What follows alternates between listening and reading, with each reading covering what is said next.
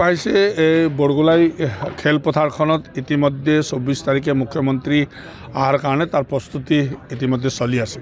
গতিকে আমি ভাবোঁ মুখ্যমন্ত্ৰীয়ে মাৰ্ঘেৰিটাখনৰ কাৰণে খুব সুন্দৰ বাৰ্তা কঢ়িয়াই আনিব আৰু সেই অভিলাষী আঁচনি মুখ্যমন্ত্ৰী উদ্যমিতা আঁচনি প্ৰায় 20,000 মহিলাই লাখপতি বাইদেউ মুখ্যমন্ত্ৰী ডাঙৰীয়াই বহুত দিনতে ঘোষণা কৰিছিলে। তাৰে প্ৰথম কিস্তি 10,000 টকাকৈ 18,000 মহিলাক দিবৰ কাৰণে মুখ্যমন্ত্ৰী ডাঙৰীয়া ইয়াত আহি উপস্থিত হ'ব।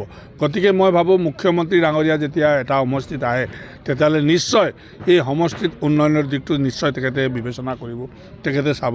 আৰু মই যিহেতু দুবাৰকৈ এই সমষ্টিত এই ৰাইজৰ আশীৰ্বাদ লৈ পেলাই বিধায়ক হৈছোঁ, তেতিয়া মই নিশ্চয় মোক কি লাগতিয়াল আছে মই মুখ্যমন্ত্ৰীৰ ওচৰত নিশ্চয় উদযাপন কৰিম। আৰু মুখ্যমন্ত্ৰীয়ে যেনেকা আগতে আমাক প্ৰতিশ্ৰুতি দিছিলে যে মাৰ্ঘেৰিটা সমষ্টিত এইখিনি প্ৰকল্প আমি দিয়া হ'ব, সেইখিনি ইতিমধ্যে আমাৰ কাম চলি আছে, কিছুমান সম্পূৰ্ণ হৈছে।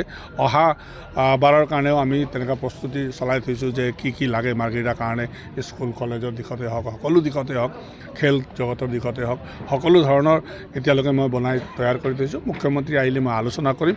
মই ভাবোঁ মুখ্যমন্ত্ৰী মাৰ্ঘেৰিটা সমষ্টিলৈ আহিছে মানে মুখ্যমন্ত্ৰী আমাৰ ডেভেলপমেণ্টটো কৰি আনিছে। গতিকে আমি ভাবোঁ মাৰ্ঘেৰিটা সমূহ ৰাইজৰ সকাহ পোৱাকৈ, সমূহ ৰাইজে ইয়াত বসবাস কৰা সকলো জাতি জনগোষ্ঠীৰ ৰাইজে সকাহ পোৱাকৈ বা সেইসকলৰ সমস্যা সমাধান হ'ব বুলি মই আশা কৰোঁ। 26 নিৰ্বাচন সমাগত এক প্ৰকাৰ নিৰ্বাচনী সভা বুলি ক'ব পাৰি নেকি? নিৰ্বাচনী সভা বুলি ক'ব পাৰি, কিন্তু মুখ্যমন্ত্ৰী য'তে যায় তেতিয়াই সভা কৰে। গতিকে আপোনালোকে দেখিছে 6-7 মাহ আৰু বাকী আছে আমাৰ ইলেকশ্যনৰ।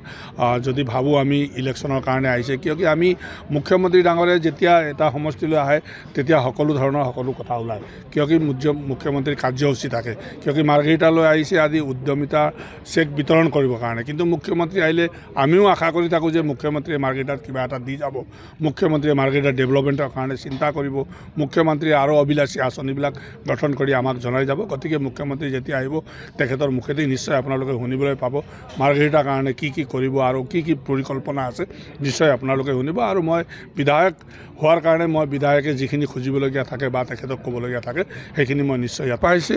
এই বৰগোলাই খেলপথাৰখনত ইতিমধ্যে 24 তাৰিখে মুখ্যমন্ত্ৰী অহাৰ কাৰণে তাৰ প্ৰস্তুতি ইতিমধ্যে চলি আছে। গতিকে আমি ভাবোঁ মুখ্যমন্ত্ৰীয়ে মাৰ্ঘেৰিটাখনৰ কাৰণে খুব সুন্দৰ বাৰ্তা কঢ়িয়াই আনিব আৰু সেই অভিলাষী আঁচনি মুখ্যমন্ত্ৰী উদ্যমিতা আঁচনি প্ৰায় 20,000 মহিলাই লাখপতি বাইদেউ মুখ্যমন্ত্ৰী ডাঙৰীয়াই বহুত দিনতে ঘোষণা কৰিছিলে। তাৰে প্ৰথম কিস্তি 10,000 টকাকৈ 18,000 মহিলাক দিবৰ কাৰণে মুখ্যমন্ত্ৰী ডাঙৰীয়া ইয়াত আহি উপস্থিত হ'ব। গতিকে মই ভাবোঁ মুখ্যমন্ত্ৰী ডাঙৰীয়া যেতিয়া এটা সমষ্টিত আহে তেতিয়াহ'লে নিশ্চয় এই সমষ্টিত উন্নয়নৰ দিশটো নিশ্চয় তেখেতে বিবেচনা কৰিব, তেখেতে চাব। আৰু মই যিহেতু দুবাৰকৈ এই সমষ্টিত এই ৰাইজৰ আশীৰ্বাদ লৈ পেলাই বিধায়ক হৈছোঁ, তেতিয়া মই নিশ্চয় মোক কি লাগতিয়াল আছে মই মুখ্যমন্ত্ৰীৰ ওচৰত নিশ্চয় উদযাপন কৰিম। আৰু মুখ্যমন্ত্ৰীয়ে যেনেকা আগতে আমাক প্ৰতিশ্ৰুতি দিছিলে যে মাৰ্ঘেৰিটা সমষ্টিত এইখিনি প্ৰকল্প আমি দিয়া হ'ব, সেইখিনি ইতিমধ্যে আমাৰ কাম চলি আছে, কিছুমান সম্পূৰ্ণ হৈছে। অহা বাৰৰ কাৰণেও আমি তেনেকুৱা প্ৰস্তুতি চলাই থৈছোঁ যে কি লাগে মাৰ্ঘেৰিটাৰ কাৰণে, স্কুল কলেজৰ দিশতে হওক, সকলো দিশতে হওক, খেল জগতৰ দিশতে হওক, সকলো ধৰণৰ এতিয়ালৈকে মই তৈয়াৰ কৰি থৈছোঁ। মুখ্যমন্ত্ৰী আহিলে মই আলোচনা কৰিম। মই ভাবোঁ মুখ্যমন্ত্ৰী মাৰ্ঘেৰিটা সমষ্টিলৈ আহিছে মানে মুখ্যমন্ত্ৰী আমাৰ ডেভেলপমেণ্টটো কৰি আনিছে। গতিকে আমি ভাবোঁ মাৰ্ঘেৰিটা সমূহ ৰাইজৰ সকাহ পোৱাকৈ, সমূহ ৰাইজে ইয়াত বসবাস কৰা সকলো জাতি জনগোষ্ঠীৰ ৰাইজে সকাহ পোৱাকৈ বা সেইসকলৰ সমস্যা সমাধান হ'ব বুলি মই আশা কৰোঁ।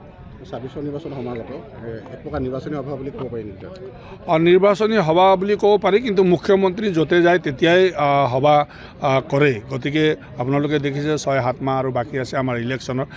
যদি ভাবোঁ আমি ইলেকশ্যনৰ কাৰণে আহিছে, কিয় আমি মুখ্যমন্ত্ৰী ডাঙৰীয়াই যেতিয়া এটা সমষ্টিলৈ আহে তেতিয়া সকলো কথা ওলায়, কিয় মুখ্যমন্ত্ৰীৰ কাৰ্যসূচী থাকে, কিয় মাৰ্ঘেৰিটালৈ আহিছে আদি উদ্যমিতা চেক বিতৰণ কৰিবৰ কাৰণে। কিন্তু মুখ্যমন্ত্ৰী আহিলে আমিও আশা কৰি থাকোঁ যে মুখ্যমন্ত্ৰীয়ে মাৰ্ঘেৰিটাত কিবা এটা দি যাব, মুখ্যমন্ত্ৰীয়ে মাৰ্ঘেৰিটাৰ ডেভেলপমেণ্টৰ কাৰণে চিন্তা কৰিব, মুখ্যমন্ত্ৰীয়ে আৰু অভিলাষী আঁচনিবিলাক গঠন কৰি আমাক জনাই যাব। গতিকে মুখ্যমন্ত্ৰী যেতিয়া আহিব তেখেতৰ মুখেদি নিশ্চয় আপোনালোকে শুনিবলৈ পাব মাৰ্ঘেৰিটাৰ কাৰণে কি কৰিব আৰু কি পৰিকল্পনা আছে, নিশ্চয় আপোনালোকে শুনিব। আৰু মই বিধায়ক হোৱাৰ কাৰণে মই বিধায়কে যিখিনি খুজিবলগীয়া থাকে বা তেখেতক ক'বলগীয়া থাকে সেইখিনি মই নিশ্চয় ইয়াত। যিকোনো খবৰৰ বাবে যোগাযোগ কৰক 7099017330 লগতে 7099017110 নম্বৰত।